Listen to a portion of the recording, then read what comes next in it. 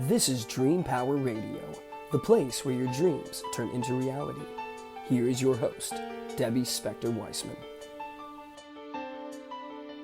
Hello, and welcome to Power Radio on the amazing Women and Men of Power Network, the world's leading positive programming network powered by Raven International. I'm your host, Debbie Spector-Weissman, the Dream Coach.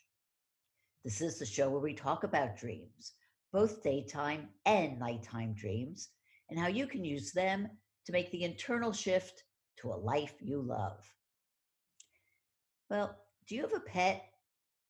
I have a dog, one of several I've had over the years, and let me tell you, he brings a lot of joy into my and my husband's lives. But like me, have you ever wondered what's going on in that little brain of your pet?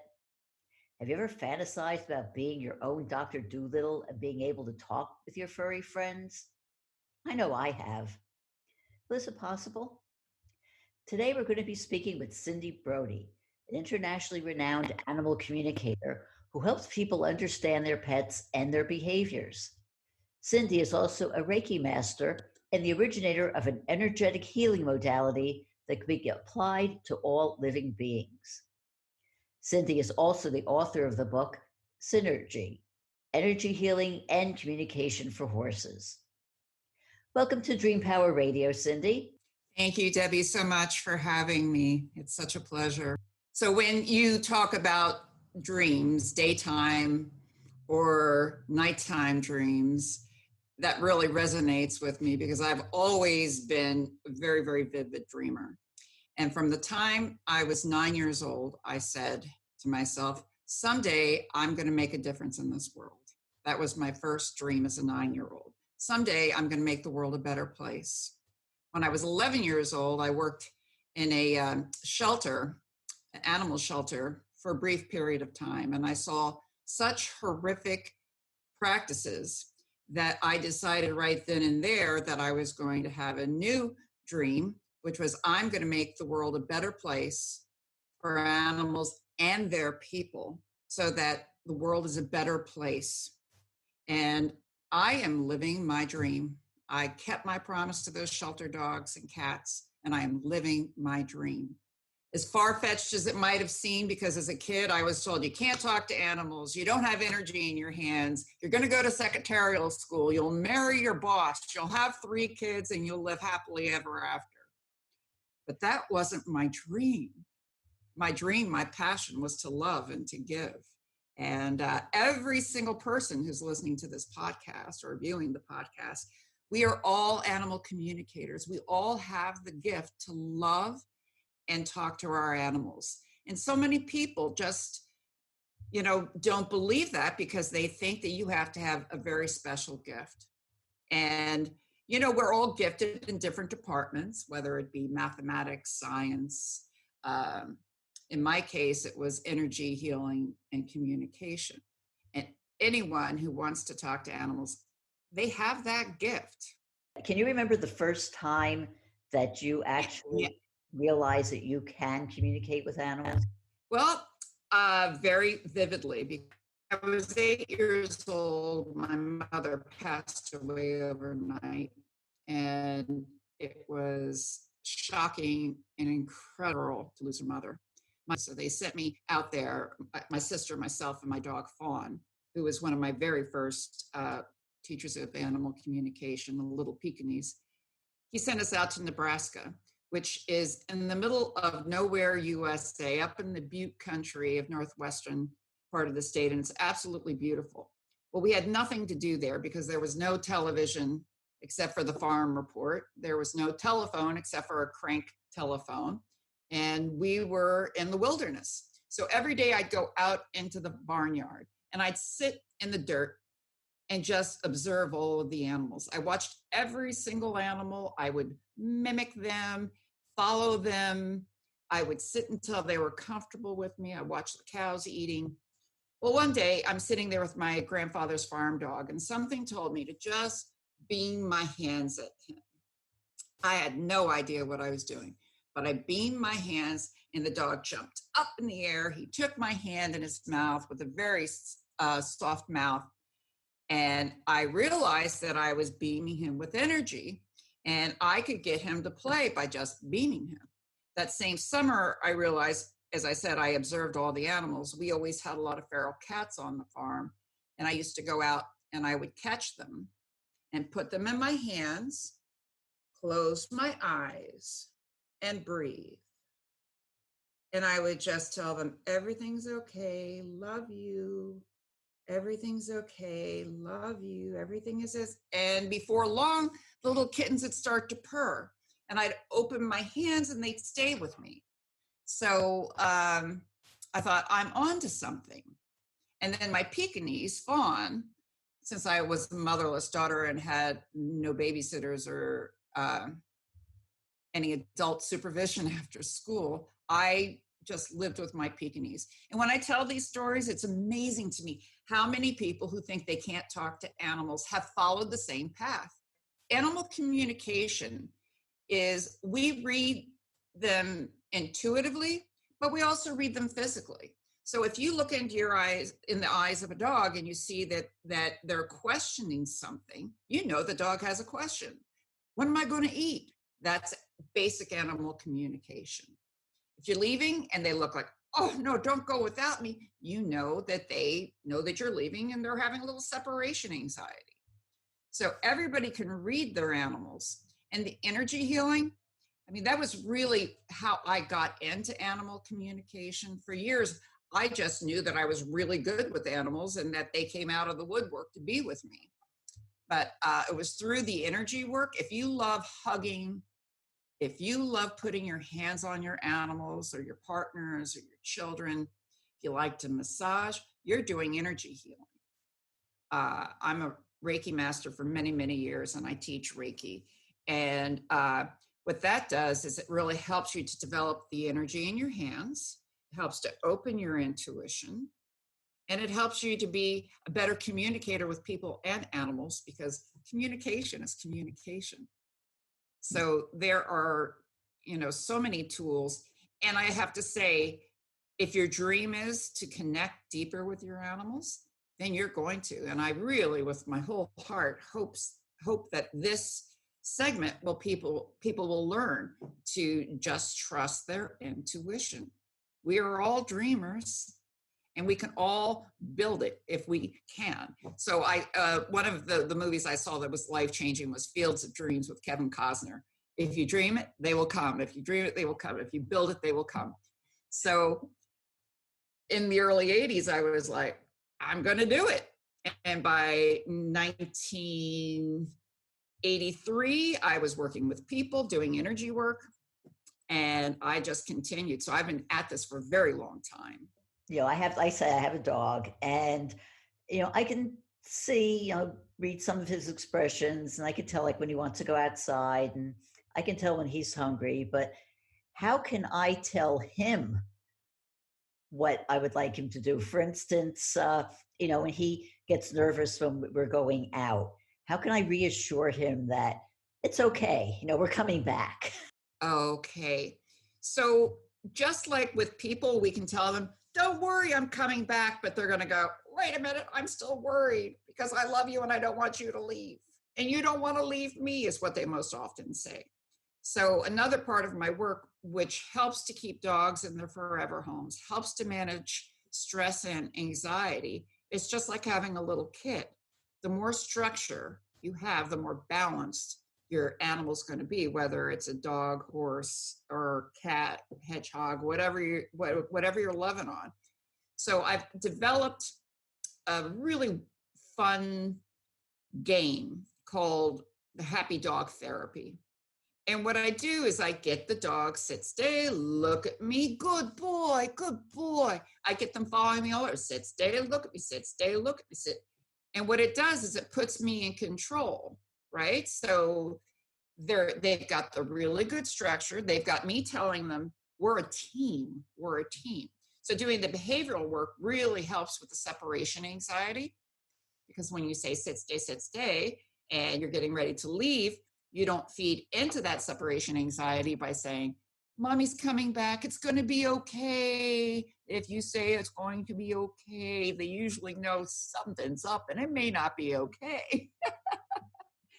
So communication is communication. And by helping them to have better boundaries, I hear from my clients all over the country that their dogs are just happier. When they get ready to leave, the dogs will go over. And I also suggest to give a high value treat, something that's really chewy that they can have, something that's safe that they can chew on while you're gone, right? And sometimes dogs like calm music. But if you have real separation anxiety, that's where, I can come into the home and assess the situation and do the verbal communication with the dog, because sometimes we're really pushing their buttons as we're going out the door. And we don't mean to. We're trying to soothe their nerves, but we're actually pushing their buttons. And it's just amazing to watch the dogs. They look at me, give me their thoughts and feelings, and then they look at the person, back to me, and they go back and forth.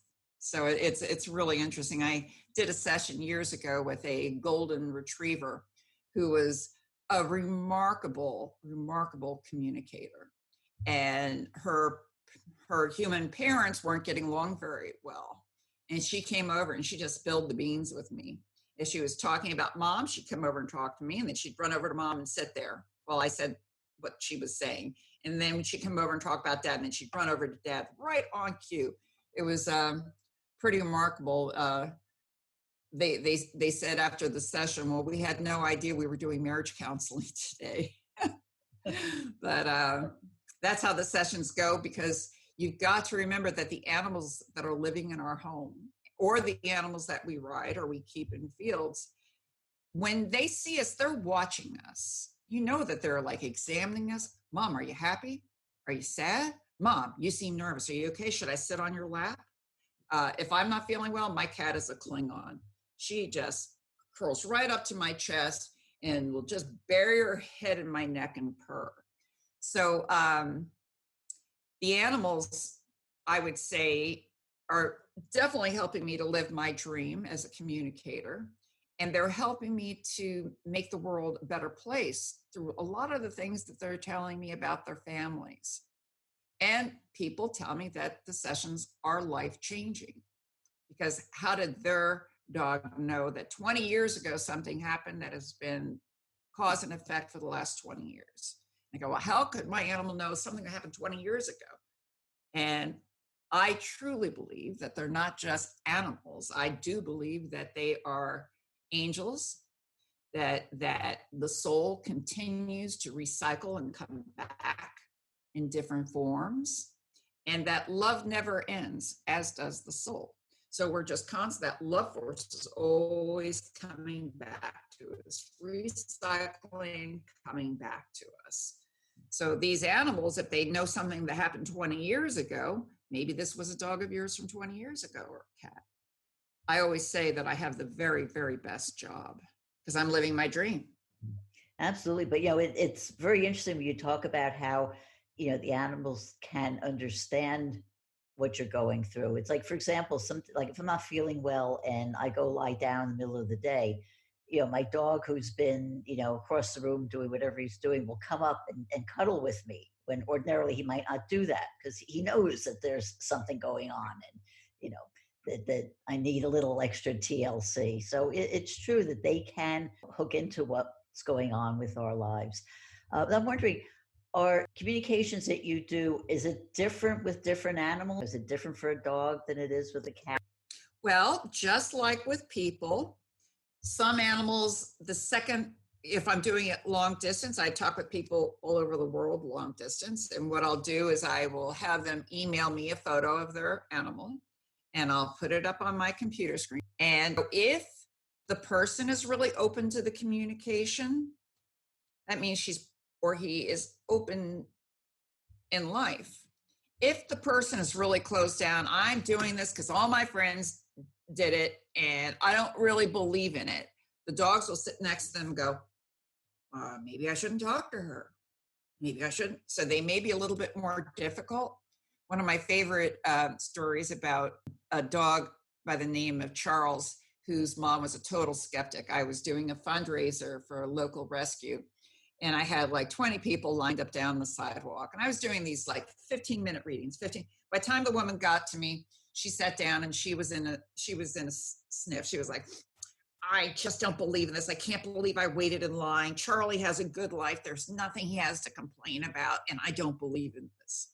Well, Charlie, the pug, looked at me. And even though his mom was a disbeliever, he connected directly to me. And he said, I got to ask mom a question. Why can't I hang my head out the car window? And, you know, she got very defensive. She goes, because there a rock or a bug could fly into his eyes. So I told him that. And she's just thinking, oh, she's just fishing for things. Then he showed me a picture of him on a boat.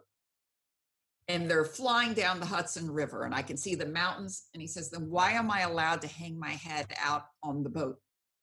She goes, well, that's different. And by the time she left, I think she was a believer. But it is not my dream to convince the world that what I do is legitimate.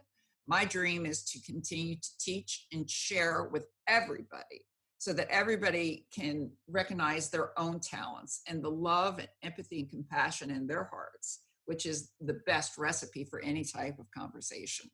And Cindy, we're going to talk more about this, but we have to take a little break here.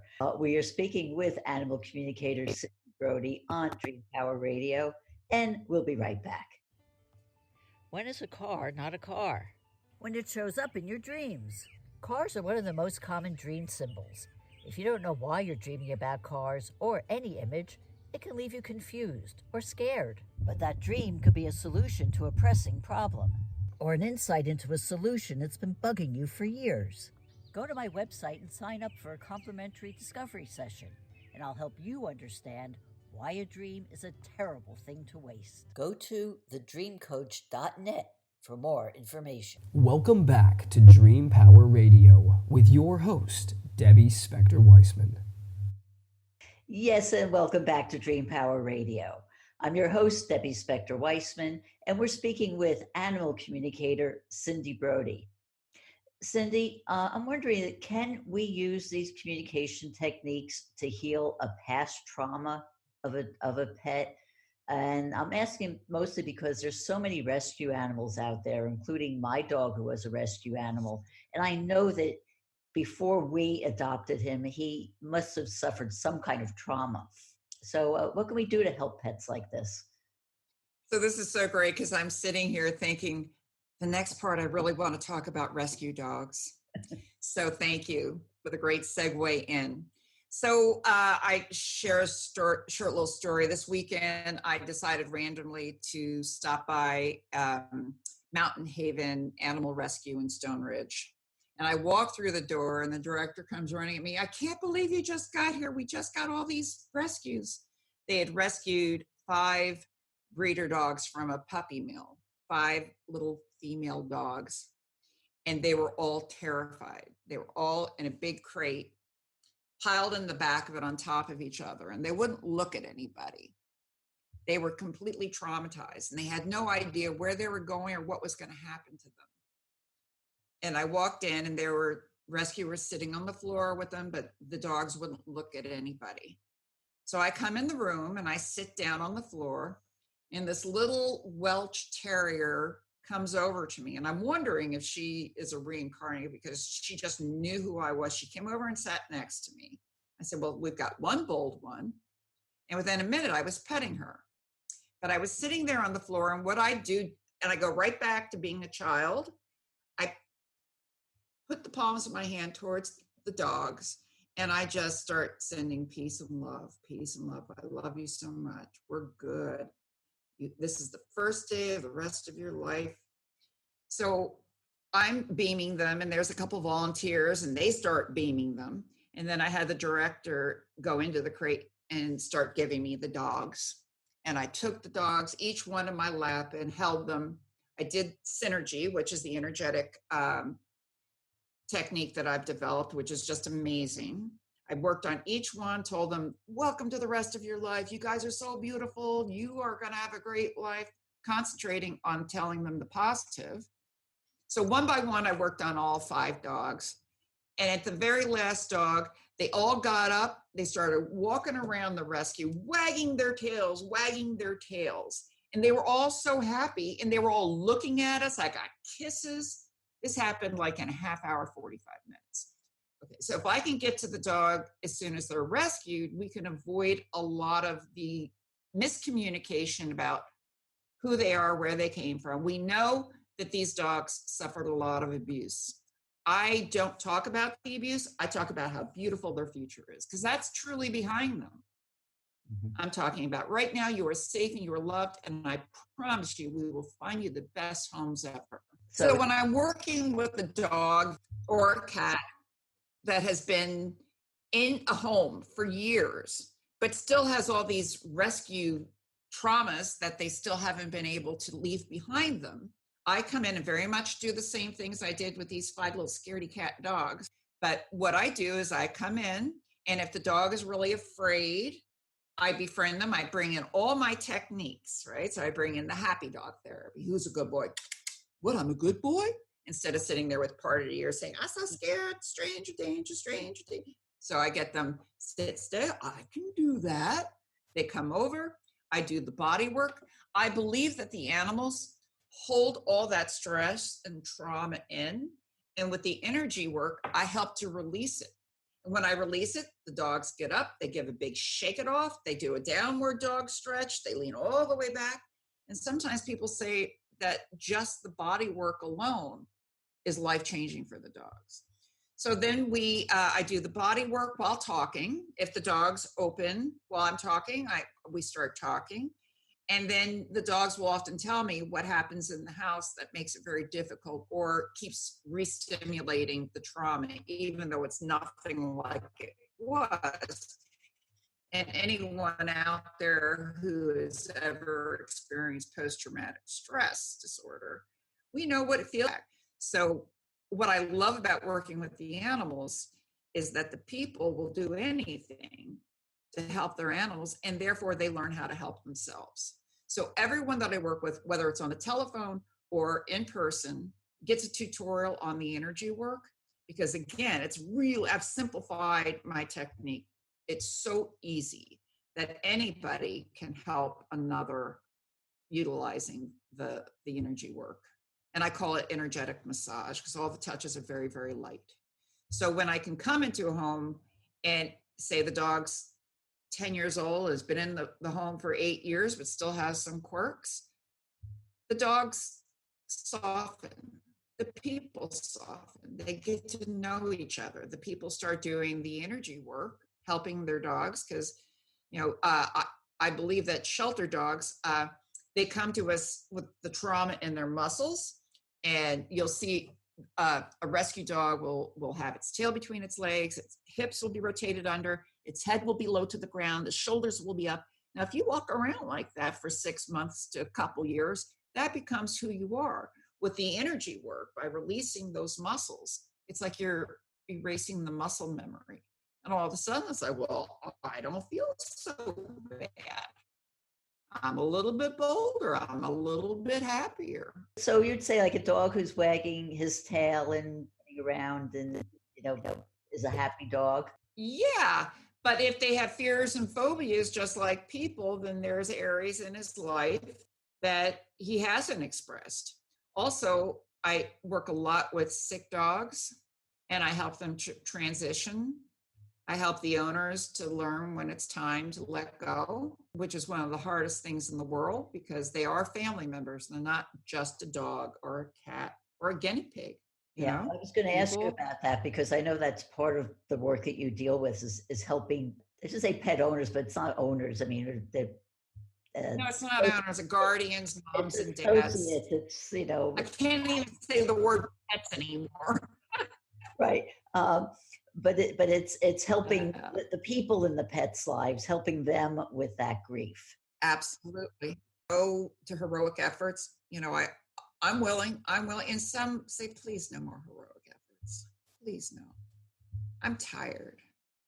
And when an animal is reaching the end of its life, just like with a person, we have ebbs and flows of energy. And sometimes the animals rally for us. They'll just simply oh my goodness, they're just better. I think they're going to be okay. That day is a gift. And every day that you have a rally, you appreciate. But it doesn't necessarily mean that your dog or cat is going to make it. So it's a roller coaster ride when you have a sick pet. I help negotiate that ride. I help so that we're not living in fear. And because I teach the energy work, it helps people to be able to take care of their animals themselves. And I always say I have more first and last time clients than anybody, because I try to set everybody up with the information that I get so that they can help their animals themselves. And then people will check in when needed. But I really, my dream and my job and my goal is to teach as many people as possible so that we can make the world a better place. And I'm also in the process of developing a free shelter program where I teach my skills to savvy shelters who want to incorporate intuition and touch and feel to their dogs and cats and whoever's in the rescue. Because when we put, just like those little dogs, those 5 little dogs, they wouldn't look at anybody. When I was done, they were wagging their tails, they were sniffing all over. They became regular dogs. So I always say when I have a traumatized animal, today's the first day of the rest of your life. And it is. And I'm always there to help. And, sometimes a lot of my clients will stay with me for years. And it sounds like a wonderful job, and it's such a blessing that you're being able to teach this to shelters and people like that. It's a great thing. I'm just curious, what is the most unusual or exotic animal that you've communicated with? Last week, I communicated with 6 pigs. They were piglets. That was pretty interesting because they're all going to get to live in the house. And we were talking about they were being neutered, and we were talking about, what was going to happen and where they would live when they come home. And I've talked with guinea pigs, I've talked with snakes, I've talked with turtles. Among one of my favorite conversations when I go to the ocean, and I've had this happen all over the country, playing with the dolphins and other fish. I go out and I just beam my hands, peace and love out to the ocean. And the dolphins absolutely love the energy. And I have seen things that are just close to miraculous with dolphins. I was in Cape May, New Jersey, which is a great place to go look at dolphins. But I was sitting on the beach with my eyes closed. It was early spring. When I opened my eyes, there were just hundreds of dolphins, and they were jumping out of the water. And I believe that it's unconditional love. When you put that out there to the animals, they respond. They come in and they talk. The turtle was an interesting story because he had lived with his family for 8 years. He was 3-legged. And I thought for sure, she goes, well, what does my turtle have to say? And I thought, oh, for sure, he's going to say, put me back in the woods. And when I talked to him, he said, I love my family. I love my family. He said, I wouldn't have made it in the woods. And then he said, but I'm hungry. And he showed me like some white fluffy stuff and then chunks of orange. And I couldn't make out what it was. I said, I don't know what turtles eat inside the house, but it looked like cheese. And she looked at me and her eyes got really big. She goes, he loves cottage cheese and he loves melon. He hasn't eaten in weeks. So she went and she got him some cottage cheese and some melon, and he just sat there and ate and ate and ate and ate. And she got him some lettuce too. Apparently they kind of hibernate a little bit, and he was coming out of hibernation and was hungry. And through the communication, he helped to raise her daughter. This turtle was a part of the family. He didn't want to go back in the woods. Oh, no, don't put me back in the woods. I was surprised. We're just about out of time. So how can people find out more about you and your training? Okay, so you can go to my website at cindybrody.com. You can call me at 845-679-3393.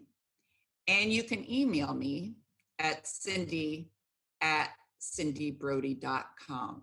Well, thank you, Cindy, for being with us today. We've been speaking with Animal It was my Communicator pleasure. Cindy Brody. I hope you've enjoyed today's program.